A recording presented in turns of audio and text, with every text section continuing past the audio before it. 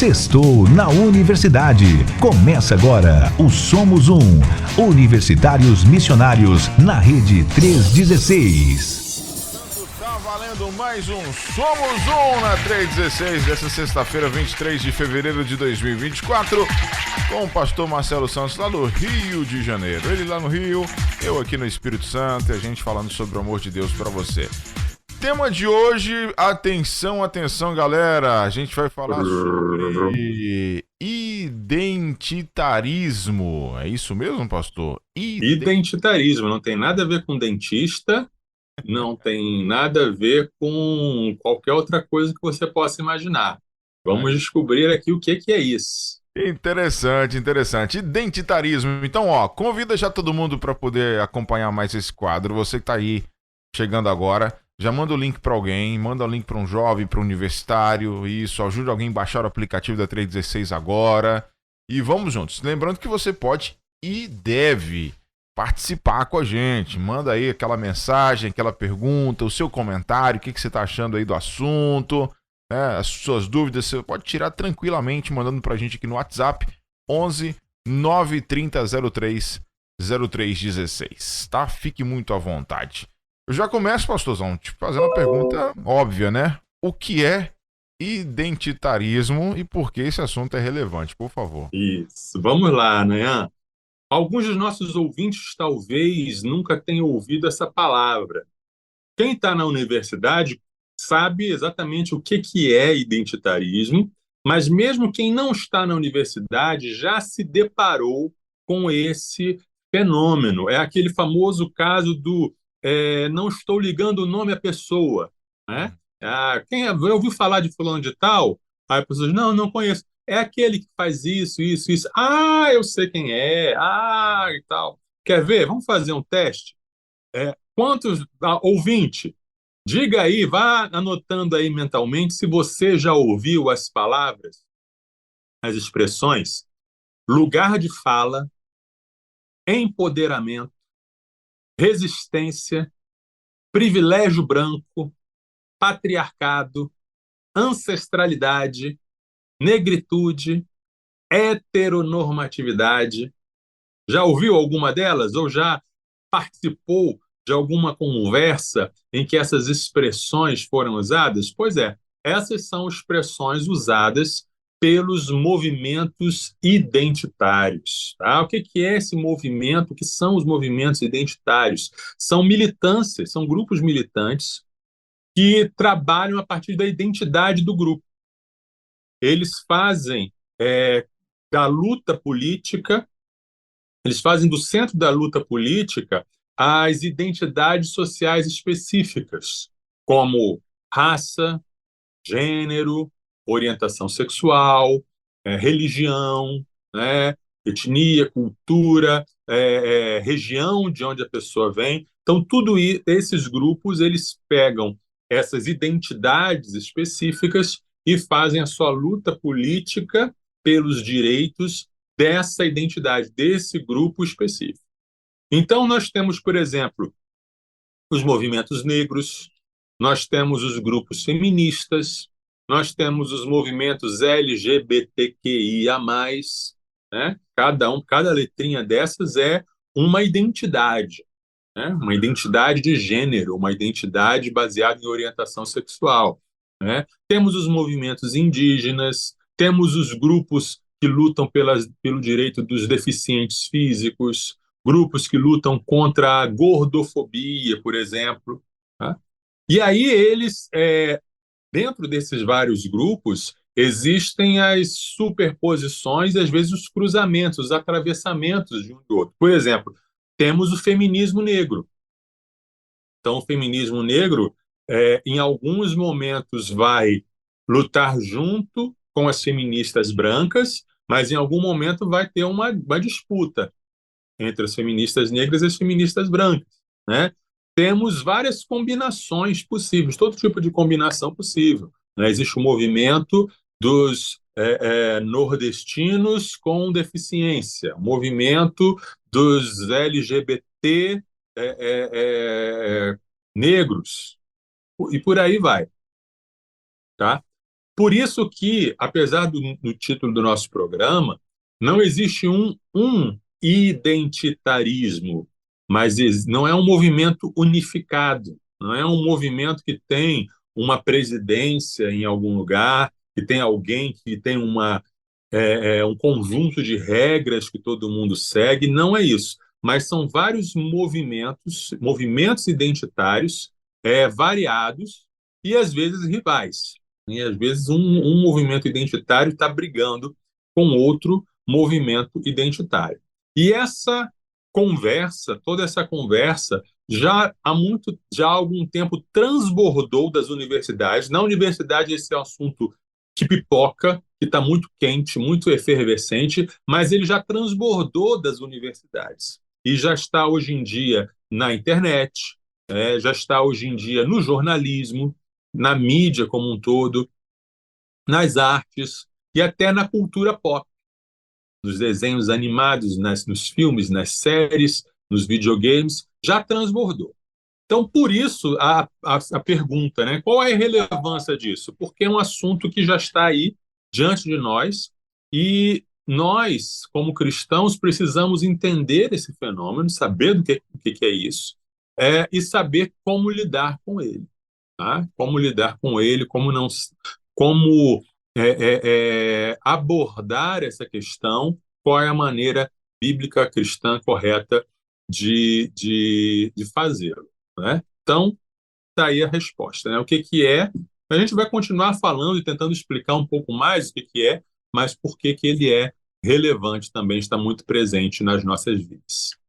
Perfeito, pastorzão. Volto a dizer, manda tua mensagem, fique à vontade para poder participar e deixar aqui a tua pergunta. Isso. WhatsApp 11 930 03 0316, tá? Inclusive, se você, você que é nosso ouvinte, já teve algum contato com grupos identitários, já fez algum debate com eles, conta aí a sua experiência para nós, queremos ouvir seu testemunho. Verdade, verdade. Manda aí, pessoal, 11 930 03 0316. Como surgiram, pastor Marcelo, os movimentos identitários? Uhum. Antigamente, quando a gente falava de identidade, a gente pensava em dois tipos de identidade, basicamente. Uma era a identidade nacional, né? Sou brasileiro, né? O Brasil é a minha pátria, sou brasileiro, sou alemão, sou chinês, sou paraguaio. A minha identidade é o meu país, a minha pátria. Então as pessoas valorizavam muito sua identidade nacional, a identidade pátria. Também havia a identidade de classe, né? Que a gente vê muito isso na esquerda clássica, o socialismo, o marxismo, o comunismo, o trabalhismo também,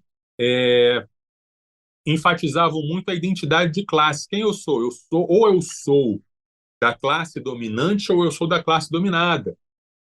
Ou eu sou dono ou eu sou trabalhador. Ou eu sou dono, herdeiro, né, proprietário, ou eu sou um trabalhador assalariado que a minha classe está em conflito com a classe do patronato. Né? Então, tem essas duas classes aí.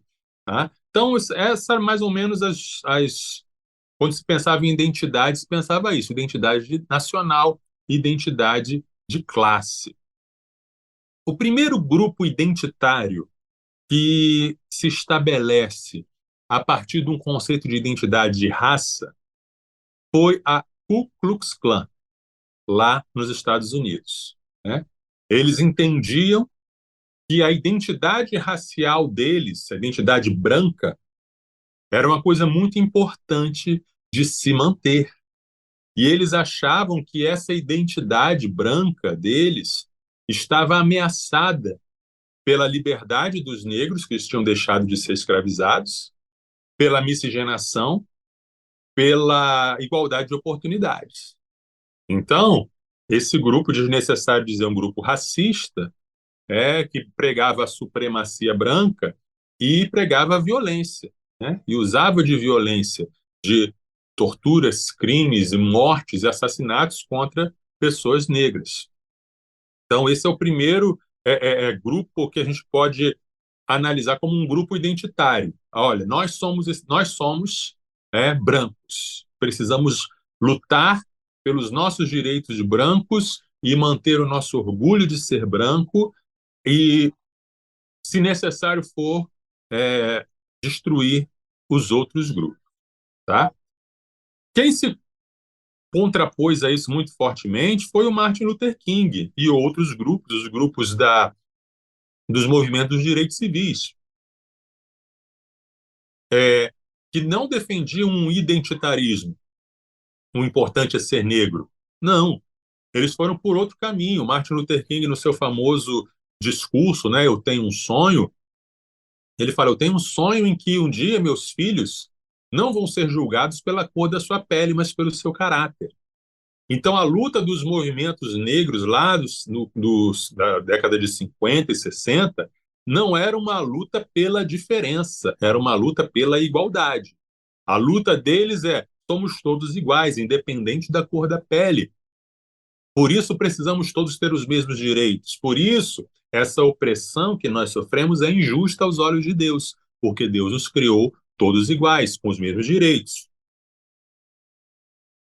Aí, na década de 60, surgiu um autor muito importante e que ele tem muito peso na academia brasileira. A gente precisa conhecê-lo para entender algumas coisas. É o francês Michel Foucault.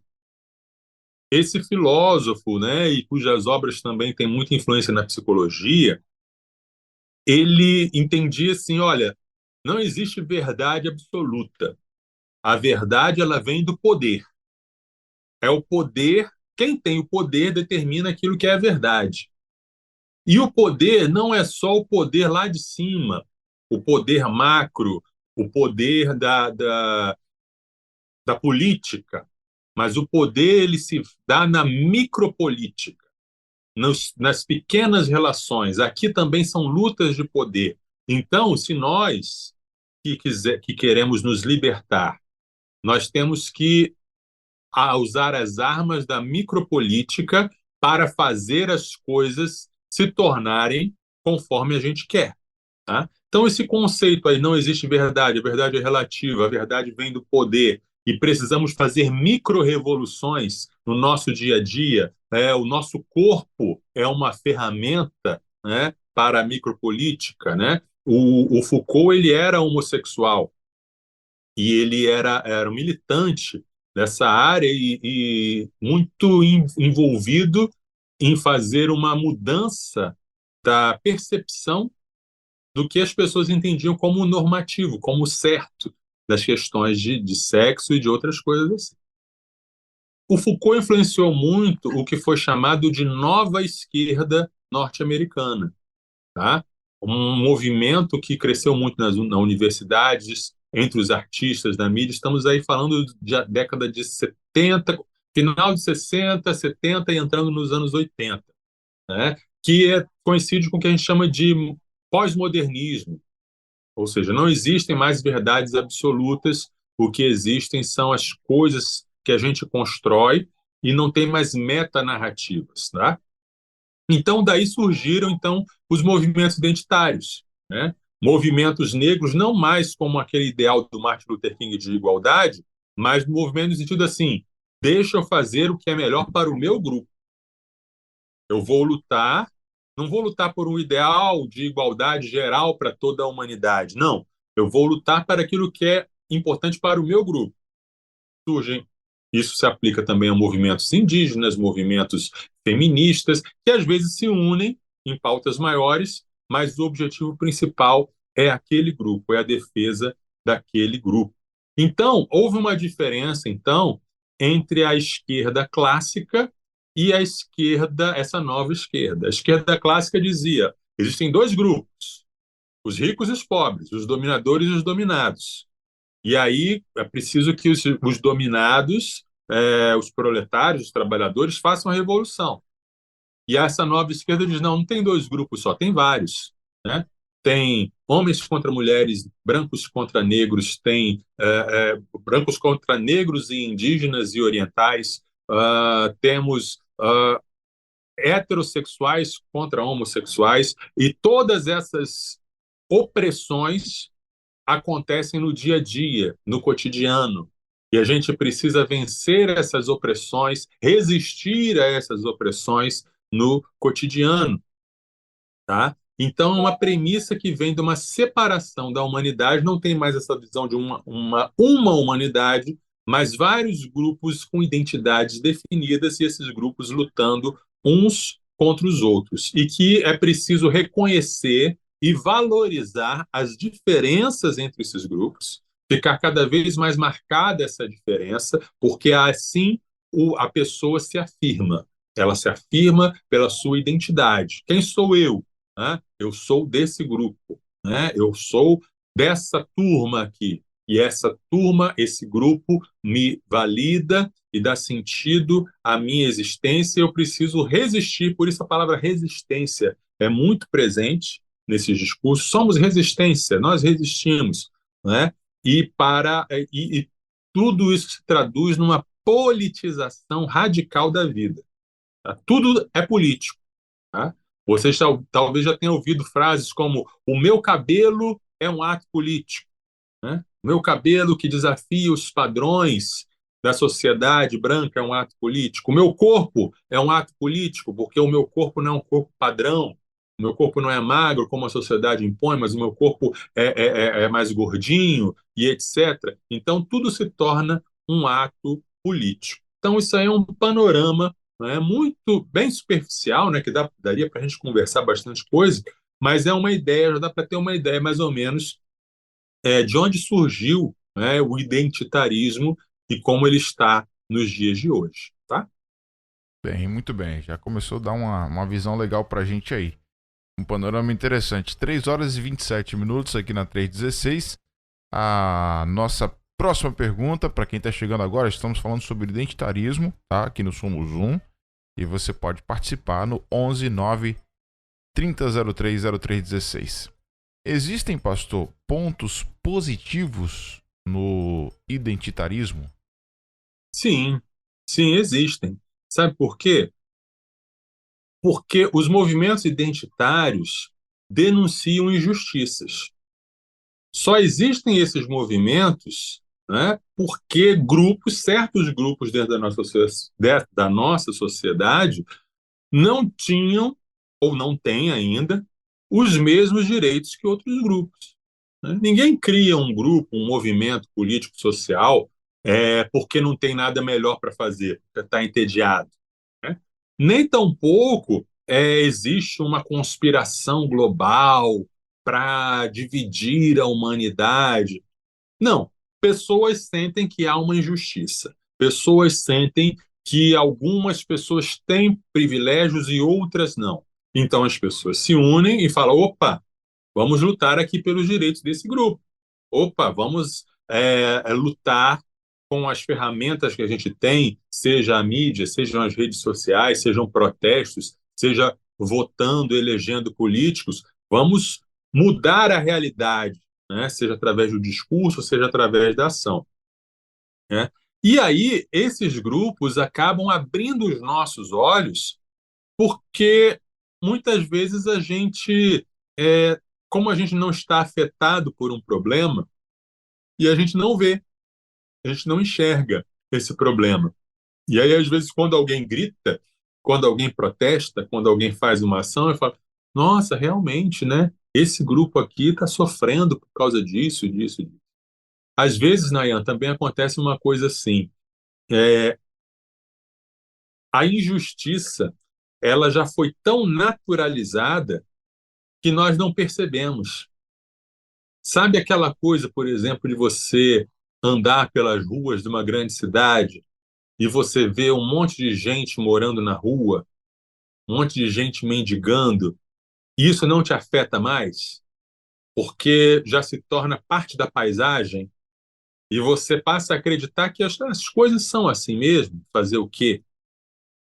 Aí, às vezes, uma luta de um grupo identitário, ela nos ajuda a perceber. E isso é tão interessante que, às vezes, nós mesmos somos parte desse grupo que é oprimido, ou injustiçado, ou desvalorizado, E a gente não se dá conta disso. A gente acha que as coisas são assim mesmo. É daí que veio a expressão americana woke, né? Talvez você já tenha ouvido falar a cultura woke, né? W-O-K-E, que significa desperto, significa alguém que despertou, né? Isso surgiu, por exemplo, pessoas nos Estados Unidos que eram judeus, que viveram a vida toda normal, até que um dia chegaram a sofrer alguma violência por serem judeus. Aí isso dá um estalo. Nossa, então o judeu realmente ele é perseguido. Né? Aí a pessoa desperta. Por isso tem esse nome de cultura woke. Nós, como cristãos, entendemos que todas as pessoas são iguais perante Deus. Entendemos que todos têm a mesma dignidade, todos têm o mesmo direito, todos têm o mesmo valor. Né? E por isso, a gente deve ficar atento se algum grupo não tem os mesmos direitos, ou não está sendo atendido da mesma forma, ou não tem o mesmo acesso que outros. Né? Então a gente não pode ficar calado, sabe? A gente não pode ficar mudo diante das injustiças. Tem um salmo que fala isso. Olha, se você se calar, né, e Deus vai cobrar de você. Né? Se você se calar, na hora que você gritar, Deus também não vai te ouvir. Então a gente tem que estar atento ao clamor de quem clama contra a injustiça, né? Deus na Bíblia ele tem um grande histórico de se colocar do lado dos oprimidos. Né? Deus não é imparcial. E quando tem uma injustiça, quando tem um opressor e um oprimido, ele se coloca do lado do oprimido, do órfão, da viúva, do pobre, do estrangeiro, do doente. Então a gente deve fazer como ele também. E a gente também deve ouvir e agir. Então, esses grupos são importantes para isso, para despertar a nossa consciência para coisas que a gente às vezes não percebe. Pastor Marcelo está aqui com a gente no Somos Um, hoje falando sobre identitarismo. Então, quem está chegando agora já vai aumentando o volume aí, espalhando muito o link da 316. Assunto interessantíssimo de hoje, pessoal. E aí, pastor, já que você falou dos pontos positivos, quais são os problemas, então, desse movimento? Sim. Um dos problemas dos movimentos identitários é que essa identidade parcial se torna mais importante do que o fato de ser um ser humano. Ser negro, ou ser nordestino, ou ser mulher, né? Ou ser, no entendimento deles, né, uma pessoa trans, ou ser, no entendimento deles, um homossexual. É mais importante, tudo isso se torna, de fato, a identidade. A pessoa constrói a sua identidade em torno desse fato parcial, e não em torno do fato de ser um ser humano, de ser uma pessoa, tá? Outro problema que a gente encontra é uma grande atitude de ressentimento, né? Não sei se você já, agora eu vou entrar numa polêmica aqui, você já participou de um pequeno grupo formado por desigrejados? Né? Nós somos todos desigrejados, somos magoados com a igreja e estamos nos reunindo aqui. Ótima ideia, né? Mas aí você vai ver, é só ressentimento. Eles passam o tempo todo só falando como a igreja é horrível e como a igreja maltratou e etc, etc. Mais ou menos os grupos identitários são essa pegada, né? É só ressentimento, é só a mágoa, porque eu sofri preconceito em tal lugar e eu também, né? E tudo fica nessa chave do ressentimento.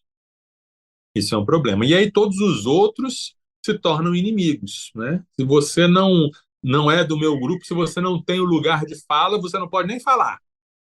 Né? O lugar de fala é isso. Só quem pode falar das dores das mulheres são as mulheres. Só quem pode falar das dores de um determinado grupo é quem é daquele determinado grupo. Então, você não pode falar, fica quieto. Né? Você não é dos nossos. Você é o inimigo, praticamente isso. Tá? Surge, às vezes, dentro desses grupos, a disputa para ver quem é mais oprimido. Ah, eu sou uma mulher, então eu sou oprimida. Ah, mas veja bem, eu sou uma mulher negra, então eu sou mais oprimida que você. Aí outra vez, ah, mas você é hétero, eu sou uma mulher negra bissexual, então eu sou mais oprimida que todos vocês. Então há uma disputa, né, de ressentimento, uma disputa de quem é mais oprimido, e quem tem mais oprimido tem mais lugar de fala, tem mais. Isso tudo, talvez quem nunca nem frequenta o ambiente universitário, acho que isso tudo é uma loucura, né? Mas se você for em algumas assembleias de estudantis, se você for em algumas reuniões, alguns grupos de movimento estudantil, de movimento político, é bem por aí. Tá? E na internet também a gente vê muito isso. Tá? Frequentemente, isso não acontece só nos grupos identitários, mas acontece, eles silenciam e cancelam os próprios membros do grupo com que eles discordam. Então, alguém ali do grupo deles, o grupo decide tomar uma direção. E alguém discorda, olha, eu não acho que essa é a melhor direção que o nosso grupo devia tomar. Pronto, ele já vira inimigo, já vira cancelado, traidor do movimento, ninguém fala mais com ele, bloqueia, acabou. Né? E aí a base da luta, né, não é mais o ideal objetivo de justiça, de igualdade, mas sim é, a identidade do meu grupo, como eu vou manter o meu grupo e como o meu grupo vai ficar numa posição melhor do que dos outros. Aliás, né, em muitos casos nem se acredita mais que exista algo como verdade, justiça, igualdade. Há uma cosmovisão aí de que isso tudo são arranjos sociais. Não, lembra do Foucault? Foucault falava isso, não existe verdade. Quem detém o poder é que determina o que é verdade. Então, nós podemos fazer, construir a nossa verdade. Então, vale tudo. Na prática, vale tudo. Tá? Para eu não ser oprimido, eu posso oprimir. Né? Se eu já fui oprimido no passado, eu posso passar a oprimir no futuro ou no presente. Tá? Uma tática muitas vezes utilizada é confundir o movimento com a minoria que ele representa. Então, vamos supor, movimento pelo direito dos imigrantes. Né? E aí esse movimento fala em nome dos imigrantes e está lutando. E aí eles fazem uma ação que a sociedade critica. Olha, vocês não deveriam ter feito isso. Olha, aí qual é a resposta? O quê? Você está falando contra os imigrantes? Você é um xenófobo? Né? Você é um racista? Né? Faz uma confusão entre o grupo e aquela minoria, como se, por exemplo, o movimento negro representasse todos os negros. Criticar o movimento negro é ser racista. Né? Por exemplo, a gente vê, né, muito essa questão, nós que somos evangélicos, falamos quando falamos, por exemplo, que a prática homossexual é pecado, muitos já se levantam dizendo isso é um discurso de ódio, isso é um discurso homofóbico, você não pode falar isso, confundindo, então, as categorias. Tá? E aí surge uma intransigência do moralismo. Interessante isso, que esses grupos mais recentes criticam muito a igreja como moralista. Ah, vocês são moralistas, vocês querem impor a sua moral sobre os outros, mas eles são profundamente moralistas, profundamente orgulhosos da própria moral e condenando quem não alcança os seus valores morais e intransigentes diante disso tudo. Né? O lema deles parece ser assim: não abra mão do seu lugar de fala, não reconheça a autoridade à razão, à lógica, ao conhecimento, à ciência e à condição humana. Né? O lugar de fala deve ser só seu. Tá? Então, se a identidade é tudo, se eu me resumo a essa identidade do grupo, qualquer denúncia, qualquer crítica é uma crítica a mim. o meu grupo é criticado, eu vou interpretar da seguinte forma: querem acabar comigo, querem acabar com a minha existência, querem me cancelar, né? Há essa colagem aí da identidade pessoal com a identidade do grupo, né? Então, são várias coisas aí que a gente tem que ficar atentos e realmente pensar direitinho como tratar essas questões e como lidar com essas questões, né? E eu queria ouvir aí dos nossos ouvintes se temos mensagens, o que que eles estão achando, se eles já tinham ouvido falar sobre identitarismo, o que o povo está dizendo, né? 3 horas e 41 minutos. Temos aqui uma mensagem do Lidovan. Ele colocou assim: rapaz, esse pastor Marcelo tinha que ser levado de igreja a igreja. Tipo assim, ó, sou veinho e não sou universitário, mas tenho levado Somos Um pra garotada universitária próxima. Muito massa. Abraços do sapateiro. Grande Lidovan. Amém. Amém, irmão Lidovan. Glória a Deus. Leve a mensagem aí do Somos Um para todo mundo. E Isso me mesmo. chama aí para sua igreja que eu vou. Ele é lá de Tapetinga, na Bahia, né? Ô, Bahia, Região da terra nação. boa. Um abraço, Lindovan. Deus te abençoe, meu irmãozão. Valeu pela sua companhia aqui com a gente. Bom, pessoal, fiquem à vontade. Pode compartilhar alguma experiência que vocês já tiveram dentro desse assunto aí, nesse contexto, ou tire alguma dúvida. Manda aqui, 11 930 03 0316. Próxima pergunta para o pastor Marcelo é a seguinte: o que quer dizer, pastor Marcelo, a expressão quem lacra não lucra? Quem lacra não lucra. Ah, muita gente deve estar sorrindo. Quem conhece essa expressão deve estar sorrindo, né? E quem não conhece, eu vou explicar. Olha só. Dentro desse tema dos movimentos identitários, está havendo uma verdadeira guerra identitária hoje, sabe onde? No mundo da cultura pop. O mundo dos filmes, das séries, dos videogames, dos quadrinhos e até dos desenhos animados. É uma verdadeira guerra identitária. A indústria, a Hollywood e todas as indústrias, ali, a indústria dos videogames, a indústria dos quadrinhos, a indústria dessa cultura pop, que é uma indústria, ok? A preocupação deles principal é com lucro, é com render.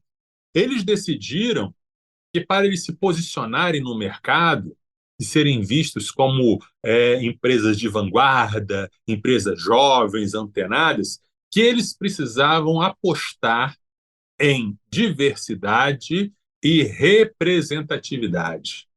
Então, foi uma virada de chave aí brusca e que, de repente, os heróis, e aí, é aí que entra a questão identitária, ó. Os heróis não podiam mais ser homens brancos e héteros. Não, isso é muito do passado. Tem que ter representatividade. Cadê os outros grupos? Cadê as outras identidades? Vamos colocar aí na frente os outros grupos. E aí começaram a fazer algumas coisas. Primeiro, passaram a se criar histórias e jogos e filmes e etc, etc, com protagonistas mulheres ou protagonistas pessoas não brancas ou protagonistas LGBTQIA+, ou tudo junto. Pudesse ser tudo junto, melhor ainda, tá? E aí, isso foi uma coisa. Outra coisa, quando os homens apareciam, os homens brancos e héteros apareciam nessas histórias, eles sempre tinham que ser ou estúpidos, ou inúteis, ou maus, né? Se ele fosse o vilão da história, ok, mas se não fosse vilão, ele tem que ser ou inútil para a história, não adianta nada, só atrapalha a vida da heroína, né? Ou burro, ou malvado, ou inútil, tá? E aí, outra coisa ainda que fizeram, e isso deixou o pessoal mais revoltado, foi a mudança de etnia e de gênero em personagens que eram originalmente brancos e masculinos. Então tem um personagem que existia numa mídia, e aí ia se fazer uma adaptação, né?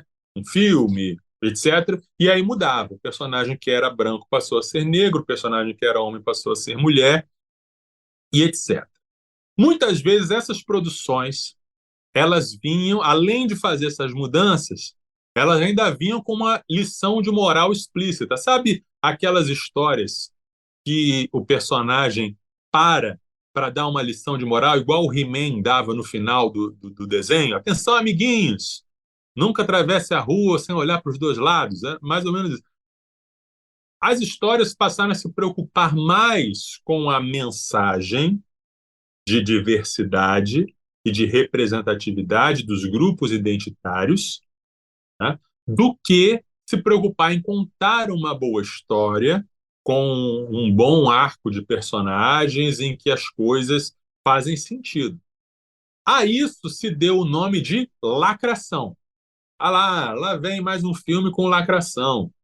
Todas essas coisas que eu falei, a mudança de personagens, o homem não tendo papel de protagonista, mas sempre como alguém inferior, e essa forçação de barra para colocar, não de uma forma orgânica ou natural, ou como quando uma história pedia, mas o objetivo disso, né? Mais preocupação com isso do que em fazer boas histórias, tá? É isso que foi chamado de lacração. Isso chegou a um ponto, Nayan, que eu estava ouvindo uma vez uma crítica. Eu gosto muito de saber o que está acontecendo, então eu vejo muitos vídeos de críticas de filmes, de séries, para decidir o que eu vou assistir. Muita coisa passando, né? Você tem que fazer um filtro. E aí estava ouvindo um crítico falando de uma determinada série, que eu nem lembro mais qual é. E aí foi exatamente assim. Ele falou assim, gente, essa série, ela é muito importante. É muito importante que todo mundo assista, né? Ela realmente não é muito boa, tá? A história não é lá essas coisas, a produção também não é muito boa, a série não é, mas é importante, é uma série importante porque as duas protagonistas são lésbicas. Olha aí o critério, tá? Do crítico, né, que está recomendando alguém assistir alguma coisa, não porque é bom, ele reconhece que não é bom, mas porque as duas personagens principais são lésbicas, é importante assistir. Tá? Essa é a mudança cultural que aconteceu. Como resultado disso, sabe o que a gente teve? Fracassos e mais fracassos de bilheteria. Tá? Por quê? Porque as pessoas não aceitavam essa imposição de uma doutrinação, ao mesmo tempo em que as histórias também eram fracas, as histórias ruins, porque não se preocupavam mais com isso. E aí, fracassos de bilheteria, daí o nome, daí a expressão, né? Quem lacra não lucra. A pessoa tenta correr atrás, mas não tem o resultado esperado. Mas, apesar disso, a indústria continua com essa política e de vez em quando dá certo, né? De vez em quando eles fazem algum produto com lacração e que acaba fazendo muito resultado. Tudo isso explicando, também levando em conta que há muitos filmes e séries que têm personagens negros, personagens femininas e que são bons, né? Porque a história pede isso, porque a história em si é boa, tá? Agora, outro resultado que aconteceu por causa dessa lacração foi um identitarismo reverso. Sabe por quê, Nayan? Identitarismo gera identitarismo. Da mesma maneira que a gentileza gera gentileza, o identitarismo gera identitarismo. E aí, diante da lacração dos estúdios e etc., surgiu a figura do nerdola. O que é o nerdola? Antigamente tinha o nerd, né? Que gostava de desenhos e filmes e séries e tal. O nerdola é o nerd que reclama. É o nerd que só existe para ver lacração em tudo e para condenar a lacração em tudo. Por que não pode? Mudaram a etnia do personagem tal. E muitas vezes ele nem quer saber se o produto final é bom. Ele lança crítica na internet e abaixa as notas do produto antes, sem ter assistido. Ele não vai assistir, mas ele critica e ele detona, ele condena, né? E aí fica procurando, obcecado, e aí tem muitos canais hoje na internet que são os Assim como tem os canais de internet em que a pessoa só valoriza a lacração, tem o outro que só condena a lacração. E não quer saber mais se a história é boa também, só quer saber se está tendo destaque para grupos identitários ou não está, e condena a história por causa disso ou não. E outra coisa, às vezes esses grupos que são é, homens brancos muito orgulhosos das suas origens e que até mesmo quando aparece uma mulher, por exemplo, uma mulher se destacando no mundo do videogame, essa mulher muitas vezes é agredida verbalmente, é escorraçada, é maltratada. Então, uma violência que gera violência, né? O identitarismo que gera o identitarismo. Então, essa é a guerra cultural que a gente está vivendo hoje em dia no mundo da cultura pop, né? O mundo do identitários de um lado versus identitários do outro. É assim que está acontecendo. Muito bem, 3h51 na nossa rede 316. Antes de seguir aqui na próxima pergunta para o pastor Marcelo, recebemos aqui um áudio da irmã Maria, lá do Rio de Janeiro. Vamos ouvir. Fala, irmã Maria. Vamos. Boa tarde, pastor Nayan. Boa tarde, Boa. pastor Marcelo. Boa tarde. Também não, pastor Marcelo. Agora eu estou sabendo o significado dessa palavra. Deus continue te abençoando a tua vida, tá, Marcelo? Amém. Esclarecimento que você tem pra gente, tá? Obrigado. Final de semana para todos. Amém. Glória a Deus. Obrigado, irmã Maria. Tá lá em Itaguaí acompanhando a gente. Valeu pela companhia, viu? Bom, 3h52. Pastor Marcelo, essa aqui é interessante. Existe identitarismo no meio evangélico? Uhum. Lembra que eu falei para você agora há pouco que identitarismo gera identitarismo? Hoje em dia a gente tem, por exemplo, o identitarismo da supremacia branca. Tem aqueles que falam assim, se o outro lá tem o orgulho de ser negro, então eu também vou ter orgulho de ser branco, né? Eu, como homem branco, estou sendo oprimido também, né? Existe o identitarismo machista, é um movimento chamado Red Pill, né? É um grupo de homens frustrados com as mulheres que acham que as mulheres querem dominá-los. E aí eles ficam conversando entre si sobre técnicas de como não ser dominado pela mulher, né? E como humilhar a mulher para ela ficar rastejando a seus pés. Esse é o tipo de identitarismo que existe. Tem homens heterossexuais que se sentem oprimidos pela ditadura gaysista. Tem uma ditadura gaysista por aí e eu sou oprimido, tá? E aí, onde é que entra o identitarismo evangélico nisso aí? É quando nós começamos a fundar a nossa identidade não na pessoa de Cristo, mas no nosso grupo social chamado igreja. Quem eu sou? Eu sou da igreja tal. Quem eu sou? Eu sou desse grupo chamado Igreja Evangélica Brasileira, né? E aí, mesmo que a Igreja Evangélica Brasileira faça alguma coisa errada, eu não vou criticar o meu grupo. Não, eu vou defender a bandeira do meu grupo contra tudo e contra todos. E lembra que eu falei que uma das marcas do identitarismo é o ressentimento, né? Quando vivemos um identitarismo evangélico, a gente está ressentido das pessoas do mundo. Nos sentimos um grupo oprimido, um grupo ameaçado de ser destruído, e aí eu me sinto ressentido em relação ao outro, e aí eu sigo o rebanho, e o rebanho deixa de ser com aspas e vira um rebanho de verdade, né?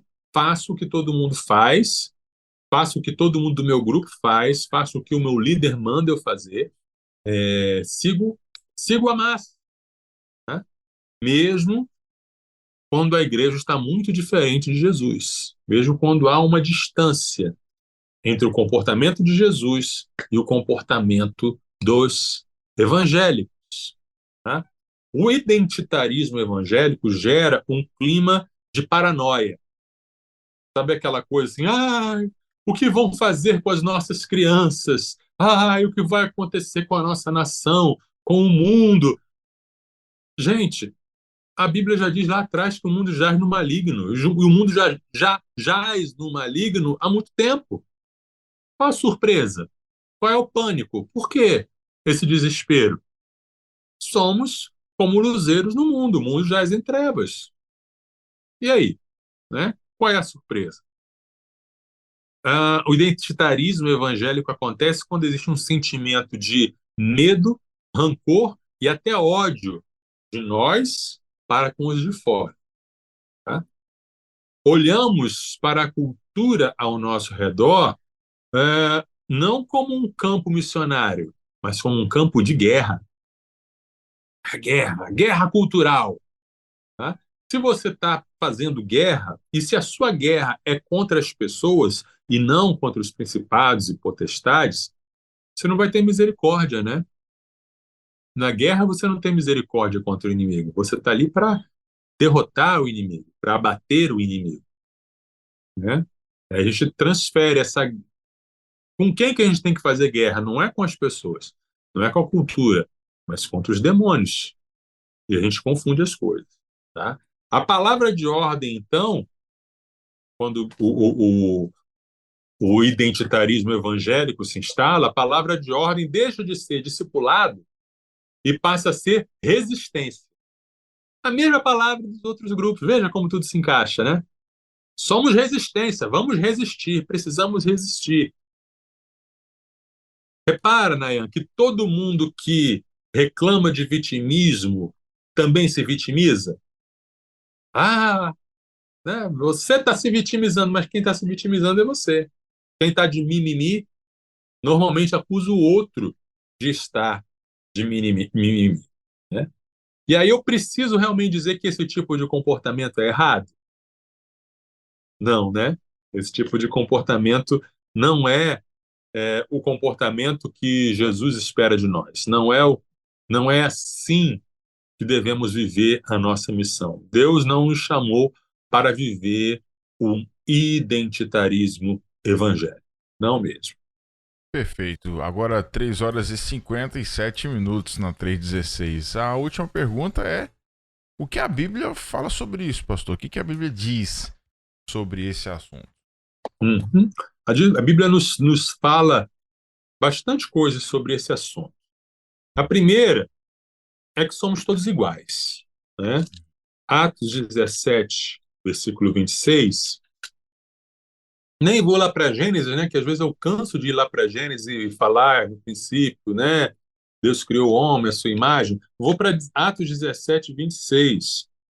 De um só homem, Deus fez todas as nações para habitarem sobre a face da terra, havendo fixado os tempos previamente estabelecidos e os limites da sua habitação. Ou seja, somos todos descendentes de um mesmo homem, né? Somos todos filhos de Adão.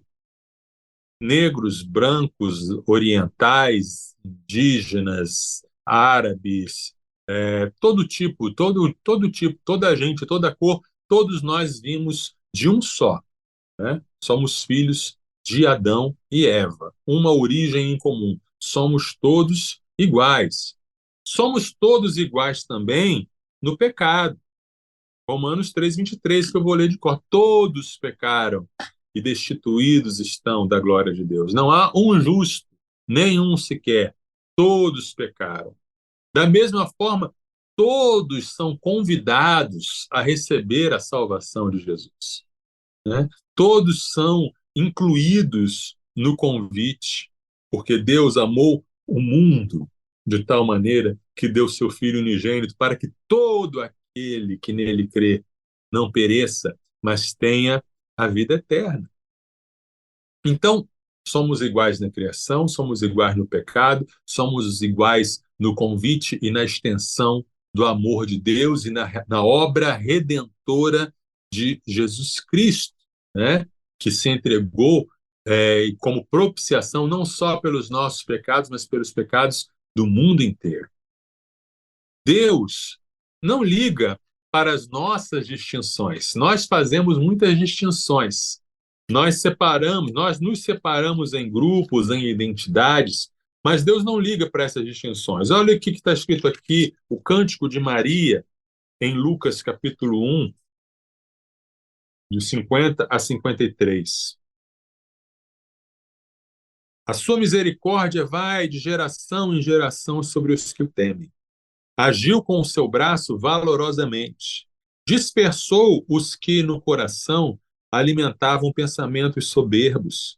Derrubou dos seus tronos os poderosos e exaltou os humildes.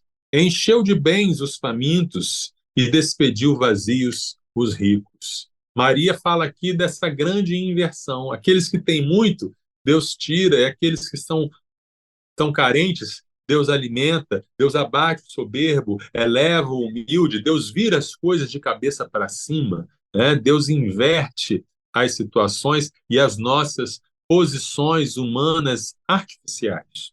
Tá? Em Mateus 20, de 25 a 28, Jesus fala assim, ó. Então Jesus, chamando-os para junto de si, disse: Vocês sabem que os governadores dos povos os dominam e que os maiorais exercem autoridade sobre eles. Mas entre vocês não será assim. Pelo contrário, quem quiser tornar-se grande entre vocês, que se coloque a serviço dos outros. E quem quiser ser o primeiro entre vocês, que seja servo de vocês, tal como o Filho do Homem, que não veio para ser servido, mas para servir e dar a sua vida em resgate por muitos. Então, Jesus subverte a nossa noção de luta por poder, né? Não é para lutar por poder, mas é para servir, né? Liderar é servir. Tá? A Bíblia nos fala sobre em quem está a nossa identidade e em que devemos basear a nossa identidade. Isso é tão profundo, sabe? Isso tem um alcance tão grande e resolveria muitos dos nossos problemas psicológicos, pessoais, congregacionais e sociais. Gálatas 3, 28. Assim sendo, não pode haver judeu nem grego, nem escravo, nem liberto, nem homem, nem mulher, porque todos vocês são um em Cristo Jesus. E em Colossenses, capítulo 3, versículo 11, Paulo repete a mesma ideia. Aqui não pode haver mais grego e judeu, circuncisão e incircuncisão, bárbaro, cita, escravo, livre, mas Cristo é tudo e está em todos. Né? Ele é a nossa identidade, Cristo. Não a igreja, não o evangelicalismo, não o ser batista, ou ser presbiteriano, ou ser calvinista, ou ser renovado, ou ser batista tradicional. Não é nada disso. A nossa identidade é Cristo. Filipenses, capítulo 3, versículos 7 a 11, Paulo fala aí das suas credenciais, de tudo aquilo que ele era, toda a sua identidade, antes dele conhecer Jesus, hebreu, benjamita, fariseu, etc, etc. Ele diz, mas o que para mim era lucro, isto considerei perda por causa de Cristo. Na verdade, considero tudo como perda por causa da sublimidade do conhecimento de Cristo Jesus, meu Senhor.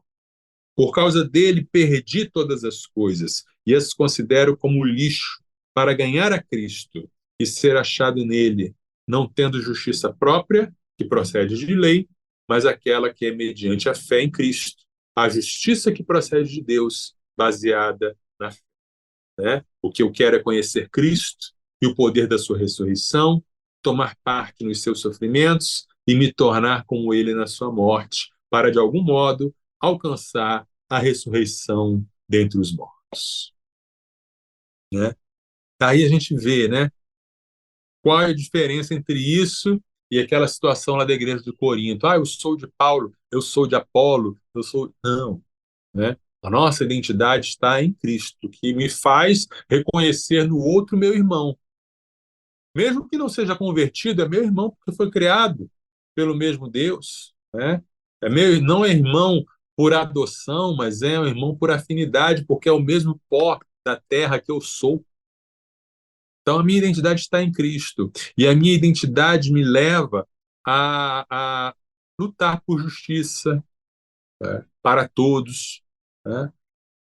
E quando as diferenças existem, elas devem ser corrigidas, sabe? Porque a gente não pode cair também numa hipocrisia de dizer simplesmente assim, todos são iguais e pronto. Sim, todos são iguais, mas se existem pessoas que são tratadas de maneira diferente, então a justiça deve ser estabelecida, tá? Olha o que diz em Atos 6, de 1 a 5. Naqueles dias, aumentando o número dos discípulos, houve murmuração dos helenistas contra os hebreus, porque as viúvas deles estavam sendo esquecidas na distribuição diária. Então os 12 convocaram a comunidade dos discípulos e disseram: não é correto que nós abandonemos a palavra de Deus para servir às mesas.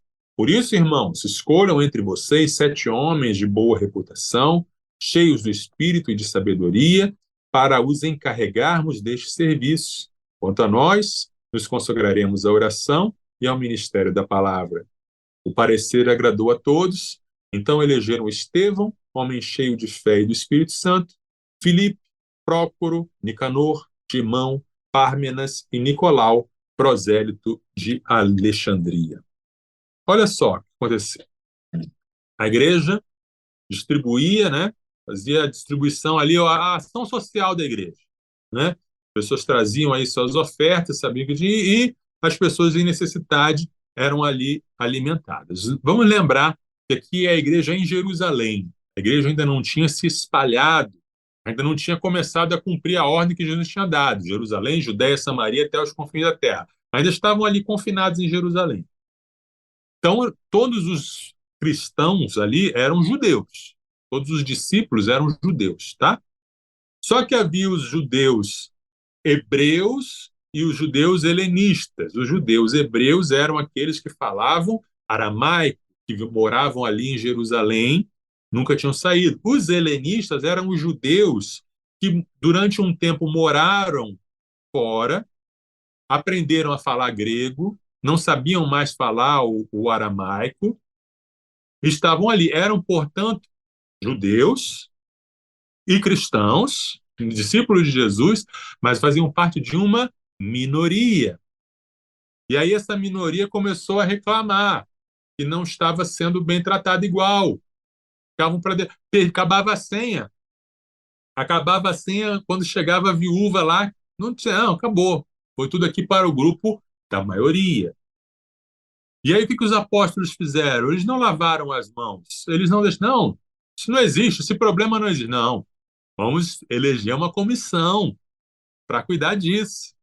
A gente tem outras coisas para fazer, a gente não pode estar tentando, mas vamos eleger uma comissão. E olha que coisa interessante, Nayan. Todos os nomes desses 7 diáconos eram nomes gregos. Os 7 diáconos que foram eleitos para supervisionar, eram parte da minoria que estava sendo desprezada. Olha que sabedoria, né? Se está um problema afetando uma minoria, deixa essa minoria tomar conta e organizar, que aí não vai faltar para ninguém, tá?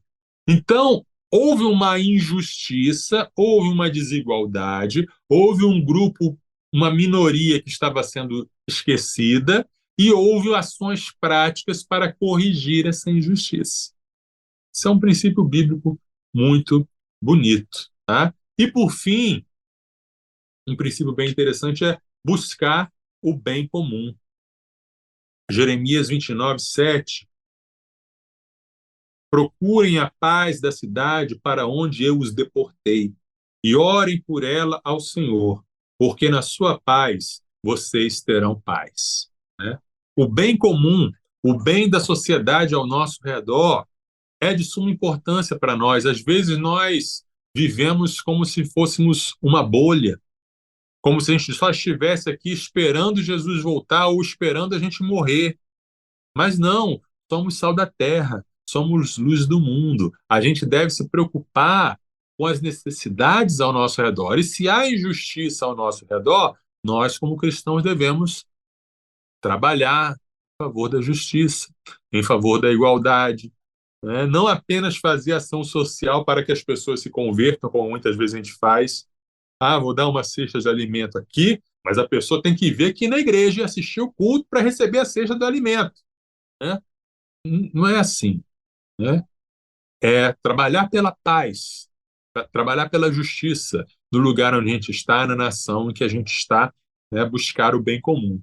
Acho que são alguns princípios importantes aí para lidarmos com o problema que os movimentos identitários nos mostram. Acho que é por aí. Interessante. 4:10 aqui na nossa 3:16, né? A gente vê que já tinha essa parada lá né? Um pouco disso na igreja primitiva. Interessante. Uhum. A Bíblia é muito sábia, né? Alguém falou assim, a Bíblia é mais atual do que o jornal de amanhã. Não tem nada que a gente não veja na Bíblia, que a gente não encontre princípios para a gente entender e aplicar. Maravilhosa. Eu estava refletindo esses dias sobre isso, falando com os irmãos, alguns desafios que a gente passa nos dias de hoje, né, com a igreja de hoje. E aí você vai lá pro livro de Atos, por exemplo, você sempre acha uma situação Sim. Foi muito, muito parecida ou às vezes idêntica, né, o que a gente passa. Sim. E mesmo quando as situações são diferentes, a gente encontra princípios, né? Princípios eternos, porque o ser humano é o mesmo, né? E Deus também. Então a gente consegue encontrar maneiras de lidar e de sabedoria bíblica para tratar as questões. Pastorzão, obrigado mais uma vez.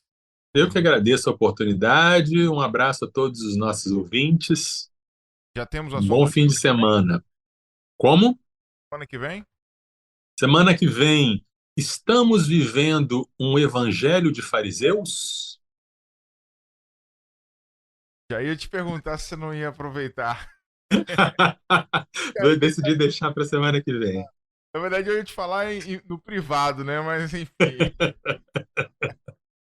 Ótimo. Então tá aí, né? Já fica esse gostinho aí, né? Da galera que o pastor Marcelo vai descascar essa. Até semana que vem, pastor. Um abraço. Até, se Deus quiser. Um abraço. Sextou na Universidade. Universitários Missionários na Rede 316.